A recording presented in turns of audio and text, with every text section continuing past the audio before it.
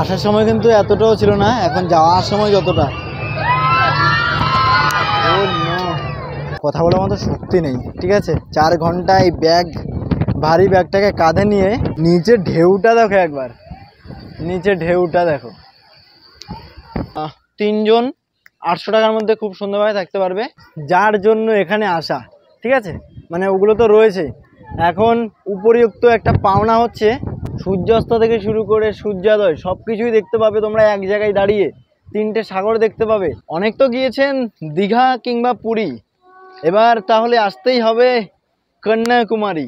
প্রচুর পরিমাণে খিদে লেগেছে, কালকে কিছুই খাইনি, ঠিক আছে, পুরোপুরি উপবাস ছিলাম। এদিকে সমুদ্র, ওইদিকে পাহাড় পর্বত, সব কিছুই রয়েছে আমাদের এই সুন্দর ভারতবর্ষে।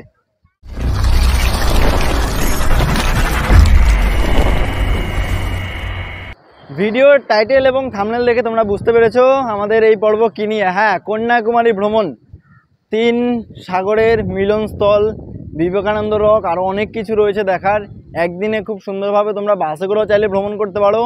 সমস্ত A to Z তথ্য থাকবে এই পর্বে। তো ভিডিওটা সম্পূর্ণ দেখার অনুরোধ রইল।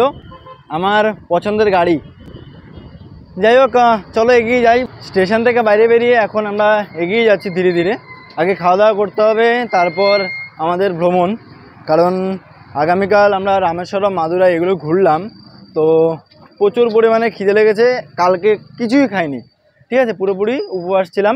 যাই হোক, এখন আগে খাওয়া দাওয়া শেষ করি, তারপর আমাদের ভ্রমণ কন্টিনিউ করি।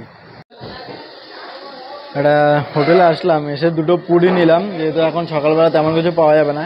এই 2টো পুরির দাম 50 টাকা, তার সঙ্গে রয়েছে এই তরকারি। এই যে রোডটা তোমরা দেখতে পাচ্ছ, এই রোডটাই হচ্ছে NH 44। এখানে কিন্তু এন্ড হচ্ছে এই রোডের, ঠিক আছে। আর সোজা হচ্ছে গান্ধী মণ্ডপম। চলো এগিয়ে যাই, ধীরে ধীরে সব কিছুই ঘুরবো। এখন ফাইনালি প্রথমে এসে পৌঁছে গেছি গান্ধী মণ্ডপম। এ হচ্ছে সেই পার্ক, আর এখান থেকেই দূরে দেখা যাচ্ছে সমুদ্র। আগে একদম সমুদ্রের পাড়ে যাই, সমুদ্রটাকে একটু দেখে আসি, তারপর না হয় সমস্ত কিছু ভ্রমণ করব। এই যে পার্ক দেখলে, আর এই হচ্ছে গান্ধী মণ্ডপম।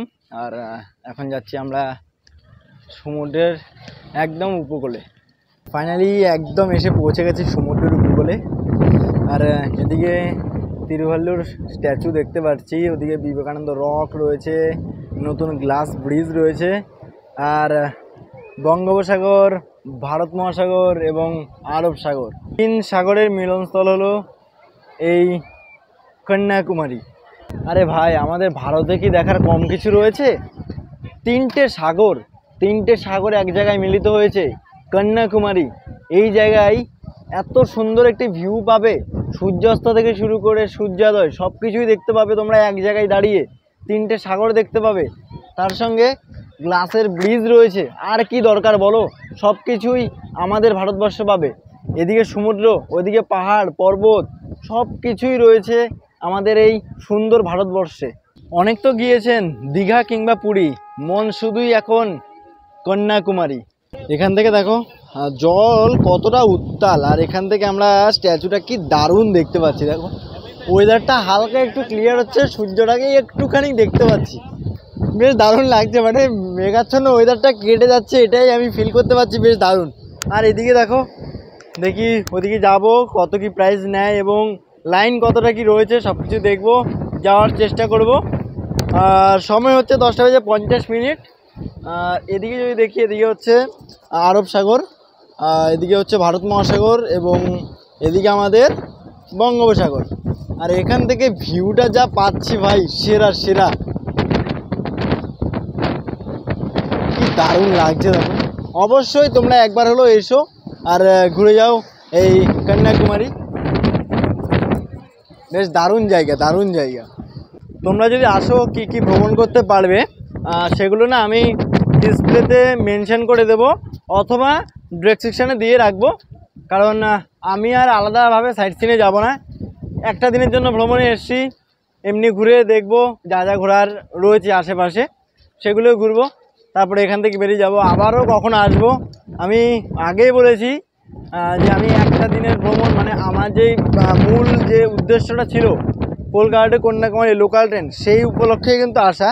এখানে আমি ডেডিকেটেড কন্যাকুমারীর কোনো সেভাবে ভিডিও করতে আসিনি, তাই জন্যই একদিনে কন্যাকুমারী ভ্রমণের গল্প নিয়ে তুলে ধরলাম।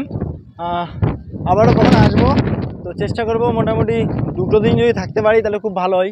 সকালবেলা সূর্যোদয় এবং সূর্যাস্ত যাওয়া দুটো জিনিসই খুব সুন্দরভাবে তাহলে ফুটিয়ে তুলতে পারবো তোমাদের মাঝে। যাই হোক, চলো এবার ধীরে ধীরে এগিয়ে যাই। আমি বুঝতে পারছি না হাওয়ার জন্য আমার কথা বুঝতে পারছো কি না।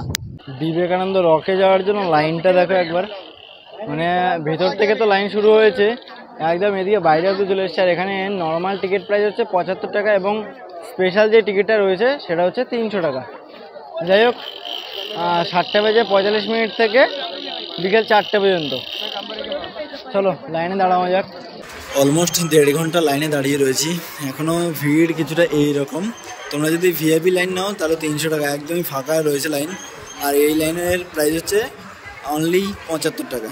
সময় অলমোস্ট 1টা বাজতে গেল, ফাইনালি টিকিট কাউন্টারের সামনে এসে পৌঁছালাম। আর এদিকে একবার দেখো, ভিড়টা দেখো, মানে সেই লেভেলের ভিড়, ঠিক আছে, কোনো কিছু বলার নেই। আর এটা হচ্ছে ভিআইপি লাইন, কোনো ভিড় তেমন নেই। আর আমাদের এই লাইনে ভিড় দেখো, আর প্রাইস হচ্ছে 75 টাকা। তো ভিড় তেমন হতো না, যেহেতু আজকে শনিবার আর রবিবার এই 2 দিন কিন্তু ভিড় প্রচণ্ড বেশি থাকে।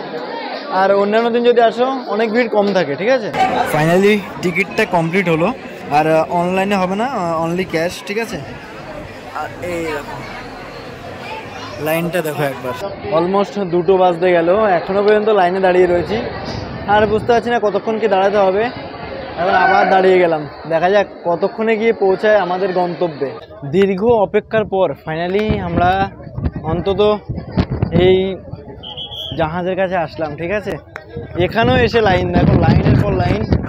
আর এই লাইনে দাঁড়াবো, দেখা যাক কতক্ষণ আর লাগে। এখানে সবাইকে কিন্তু একটা করে সেফটি জ্যাকেট দিচ্ছে, প্লাস এই হচ্ছে আমাদের ভ্রমণের ক্রুজ। সেফটি জ্যাকেটটা নিয়ে নেব এবং গন্তব্যের দিকে এগিয়ে যাব। সবাই সেফটি জ্যাকেটকে নিয়ে বসে পড়লো, ভিড় মোটামুটি ফুল হলো।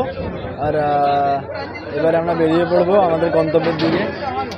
ভাই সেই লেভেলের পাড়ে থেকে বোঝা যাচ্ছে না যে কত পরিমাণে ঢেউ রয়েছে, বাট এই যে আমরা ক্রুজে উঠলাম এখন ফিল করতে পারছি, আমরা পুরো দোলাচ্ছে।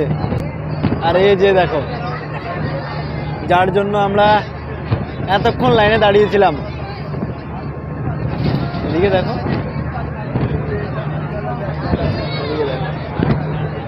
এখান থেকে এই ভিউটা দেখো কি দারুণ লাগছে। ওদিকে লাইট হাউস দেখা যাচ্ছে, আর এই হচ্ছে ভিউ। এবার আমরা নামবো এখান থেকে। চলো, বিবেকানন্দ রক দেখার জন্য 30 টাকা দিয়ে টিকিট নিয়ে নিলাম। ওকে, স্ট্যাম্প কমপ্লিট। আর ফেরার সময় কিন্তু তোমাদেরকে কিছুটা এইরকম ভিড়ে দাঁড়াতে হবে। দেখো, মানে আসার সময় তো একটা লাইন ছিল, এখন আবার ফেরার সময় এরকম লাইন। যেহেতু আজকে শনিবার আর রবিবার তোমরা একটু স্কিপ করো। এই হচ্ছে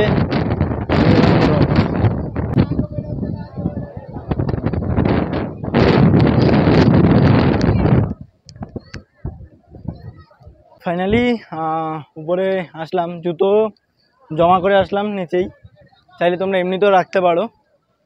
যাই হোক, চলো উপরের দিকে যাই। ওদিকে গ্লাস ব্রিজ রয়েছে, সব কিছুই দেখাবো তোমাদেরকে, তবে বেশিক্ষণ সময় নেই। ইচ্ছে আছে দারুণ একটা ট্রেনে জার্নি করার, ঠিক আছে, সেটা অবশ্যই পরবর্তী পর্বে তুলে ধরবো, এখন সেটা বলছি না। কিন্তু দারুণ ট্রেন, ভারতের সবথেকে লং ডিস্টেন্সও ট্রেন হতে পারে ওটা, ঠিক আছে। যাই হোক, উপরে যাই। দেখো, এখানে কিন্তু অনেক জিনিস দেখার রয়েছে, যেমন এই যে সানরাইজে জিনিসটাকে খুব সুন্দরভাবে ফুটিয়ে তুলেছে। কোন মাসে কোন সোজাসুজি হবে সেটাও এখানে দেওয়া রয়েছে। আবার এখানে সূর্য ঘড়ি রয়েছে। আর এই হচ্ছে 3 সাগরের মিলনস্থল। জলের কালারটা দেখো, আর হাওয়া যা বইছে, সেই লেভেলের হাওয়া বইছে। এদিকে পুরো কন্যাকুমারী যে শহরটা সেটাকে খুব সুন্দরভাবে দেখা যাচ্ছে। এদিকে চার্চ দেখা যাচ্ছে, ওদিকে মন্দির রয়েছে, আর ওই যে দূরে বায়ুকলগুলো দেখা যাচ্ছে, ওটা কিন্তু অনেক দূরে, ঠিক আছে। আর এই হচ্ছে জায়গা, এখানে কিন্তু খাওয়া দাওয়ার কোনো ব্যবস্থা নেই, ঠিক আছে। আর জেন্টস টয়লেট এবং লেডিস টয়লেট সেগুলোও আছে, বাস এটাই যার জন্য এখানে আসা, ঠিক আছে। মানে ওগুলো তো রয়েছে। এখন উপরিউক্ত একটা পাওনা হচ্ছে এই গ্লাসের তৈরি ব্রিজ। আর এর জন্যই কিন্তু সত্যি কথা বলতে এই যে এতক্ষণ যে লাইনে দাঁড়ালাম, লাইনে দাঁড়িয়ে আসলাম এত কিছু, তার মাঝখানে হয়তো এই গ্লাস ব্রিজটাও রয়েছে। যাই হোক, একটু দেখিয়ে দিই তোমাদেরকে। এই দেখো, ও নো, নিচে দেখো,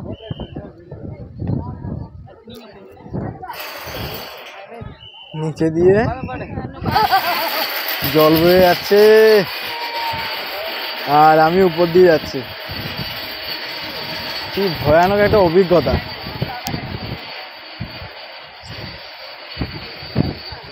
এর আগে তোমাদেরকে দেখিয়েছিলাম দার্জিলিংয়ের, বাট এখন তো এটা একদমই ভয়ানক। নিচের ঢেউটা দেখো একবার, নিচের ঢেউটা দেখো। এদিকে বন্ধ রয়েছে, জানি না কি প্রবলেম, কোনো তো একটা সমস্যা হয়েছে এইটুকুর মধ্যে। আর এই দেখো, বেশ দারুণ। বেশি দিন হয়নি এই ব্রিজ উদ্বোধন হয়েছে, তো এই ব্রিজের একটা ভিডিও নিতে পেরে আমিও নিজে বেশ দারুণ খুশি, ঠিক আছে। মানে এতক্ষণ যে দীর্ঘ লাইনে দাঁড়িয়েছিলাম মনে হচ্ছে সার্থক হলো, সার্থক হলো। এবার যাবো এই উপরে, উপর থেকে এই ব্রিজটাকে দেখতে, তাহলে ভাবো কতটা দারুণ লাগবে। এখন এই সাগরের মাঝখানে রয়েছে, মানে ভারতের যে মূল ভূখণ্ড থেকে 500 মিটার দূরে রয়েছে। এখন আমরা যাচ্ছি তিরুভাল্লুর স্ট্যাচু দেখতে। আর তিরুভাল্লু হচ্ছে তামিল একজন কবি। এই হচ্ছে ভারতের মূল ভূখণ্ড, তার থেকে আমরা একটু দূরেই রয়েছি। আর এই যে মন্দিরটা তোমরা দেখতে পাচ্ছ, এই মন্দিরটা, এটা হচ্ছে 51 সতীপীঠের একটি, ঠিক আছে। আর এখানে সতী মায়ের কী পড়েছিল সেটা তোমাদের থেকে কমেন্টসের উত্তরের অপেক্ষায় রইলাম। যাই হোক, এই দেখো স্ট্যাচু। আর এই যে আমার পেছনে যে স্ট্যাচুটা তোমরা দেখতে পাচ্ছ, এই স্ট্যাচু হচ্ছে তিরুভাল্লু স্ট্যাচু। তিনি হচ্ছেন একজন তামিল কবি। আর 40 মিটার উঁচু কিন্তু হচ্ছে এই স্ট্যাচু। মানে কথা বলার মতো শক্তি নেই, ঠিক আছে। 4 ঘন্টা এই ব্যাগ, ভারী ব্যাগটাকে কাঁধে নিয়ে, বুঝতে পারছি না আমার কথা কতটা কি শুনতে পাচ্ছ। আমি এখন এই উপরে রয়েছি, জানি না হাওয়ার জন্য আমার কথা কতটা কি শুনতে পাবে তোমরা। দেখো, গ্লাসের তৈরি এই ব্রিজটা, আগে কিন্তু যখন এই ব্রিজ ছিল না তখন কিন্তু এই আসা যেত না, বাট এখন এই ব্রিজ হওয়াতে কিন্তু খুব সুন্দর ব্যবস্থাপনা হয়েছে একটা। আর এদিকে দেখো বিবেকানন্দ রক মেমোরিয়াল, কি দারুণ লাগছে। এদিকে হচ্ছে ভারতের মূল ভূখণ্ড কন্যাকুমারী, ওদিকে চার্চ রয়েছে, মন্দির রয়েছে, বেশ দারুণ কিন্তু এই জায়গাটা। অবশ্যই এই জায়গায় এসো, তবে শনিবার আর রবিবার এই দুদিন কিন্তু বেশ দারুণ ভিড় থাকে, ঠিক আছে। যাই হোক, ভালোভাবে ঘুরলাম, আরও বেশ কিছুক্ষণ থাকার ইচ্ছে ছিল, বাট সময়ের অভাব, বেরিয়ে যেতে হবে আমাকে এখান থেকে।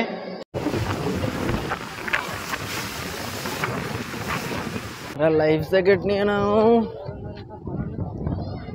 এই ওকে, লাইফ জ্যাকেট নিয়ে নিলাম, এবার উঠা যাক। ও নো, এবার দেখো, ও ভাই, অভিজ্ঞতা খুবই খারাপ আমার ভাই, কি অবস্থায়। আসার সময় কিন্তু এতটাও ছিল না, এখন যাওয়ার সময় যতটা।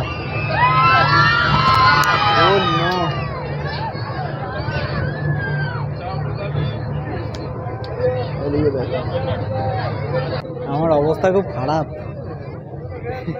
আমার এমনিতেও ভয় লাগে, তার মাঝখানে যা শুরু হলো, আমি সামান্য আমাদের এই গঙ্গাসাগরে ওই লাইনে গিয়ে অবস্থা খারাপ হয়ে গেছিল আমার। আর এই লাইনে তো এইরকম ভাই,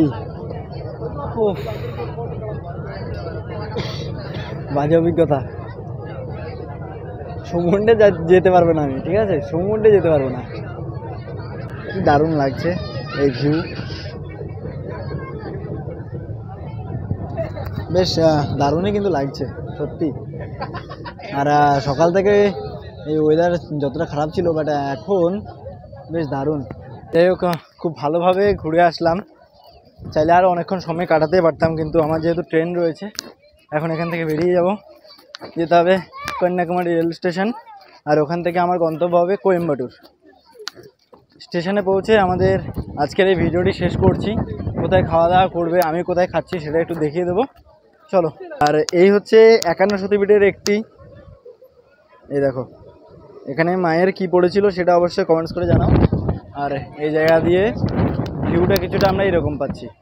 এতদিন ধরে তেমন কোনো খাওয়া দাওয়া নেই, ঠিক আছে, মানে বাঙালি খাবার তো দূরেই থাক, যাই হোক এই কন্যাকুমারীতে এসে পাওয়া গেছে। এখানে ভাত রয়েছে, মানে এটা পুরো একদম নিরামিষ থালি, ভাত, আলু ভাজা, ডাল, পোস্ত রয়েছে, এখানে আরেকটি তরকারি রয়েছে, পাঁপড় রয়েছে। তো এগুলো দিয়ে আমাদের খাওয়া দাওয়া হবে, আর এর দাম হচ্ছে 160 টাকা, ঠিক আছে। যাই হোক খাওয়া দাওয়া করি। আর আমার ট্রেন হচ্ছে 5:30টায়, বিবেক সুপারফাস্ট এক্সপ্রেস, যে ট্রেন ধরে আমি যাব কোয়েম্বাটুর। কোয়েম্বাটুরকে বলা হয় দক্ষিণ ভারতের ম্যানচেস্টার। যাই হোক আগে খাওয়া দাওয়াটা শেষ করি, পরে কথাবার্তা হচ্ছে। আর আমি এই যে হোটেলটায় রয়েছে হোটেলটা একটু দেখিয়ে দেবো তোমাদেরকে, হ্যাঁ, পুরোপুরি বাঙালি হোটেল একদম। খাওয়া দাওয়া শেষ করলাম, পুরোপুরি বাঙালি হোটেল ছিল, আমার সোনার বাংলা। এই হোটেলে খাওয়া দাওয়া শেষ করে এখন স্টেশনের উদ্দেশ্যে এগিয়ে যাচ্ছি। আর চাইলে কিন্তু তোমরা এই হোটেলেও থাকতে পারো, কথাবার্তা বললাম। 3 জন 800 টাকার মধ্যে খুব সুন্দরভাবে থাকতে পারবে। একজনও যদি থাকো ওই মোটামুটি 600-700 মধ্যে খুব সুন্দরভাবে হয়ে যাবে। তবে 3 জনে 800 টাকা, মানে একদম কম প্রাইস যেটা বললো আর কি। যাই হোক এবার আমরা স্টেশনের উদ্দেশ্যে এগিয়ে যাব। তো কেমন লাগলো তোমাদের এই ভিডিওটি যদি ভালো লেগে থাকে লাইক, কমেন্ট, শেয়ার এবং চ্যানেলটাকে সাবস্ক্রাইব করে রাখবে। দেখা হবে তোমাদের সাথে পরবর্তী ভ্রমণের সাথে পরবর্তী পর্বে। ভালো থাকবে, সুস্থ থাকবে, নিজের খেয়াল রাখবে। জয় হিন্দ।